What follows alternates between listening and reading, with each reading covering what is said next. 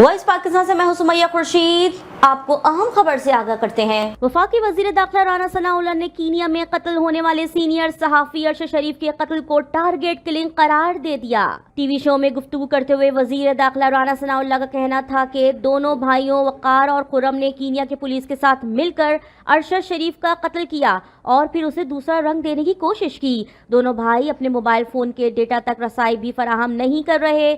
राना सनाउल्लाह ने मजीद कहा कि अरशद शरीफ के जिस्म पर तशद्दुद के निशानात हैं। हमारी टीम सलमान इकबाल और तारिक वसी से भी तफ्तीश करना चाहती है। राना सनाउल्लाह का कहना था कीनिया की पुलिस के मौक़िफ़ से साबित नहीं होता कि अरशद शरीफ को गलत शनाख्त पर कत्ल किया गया।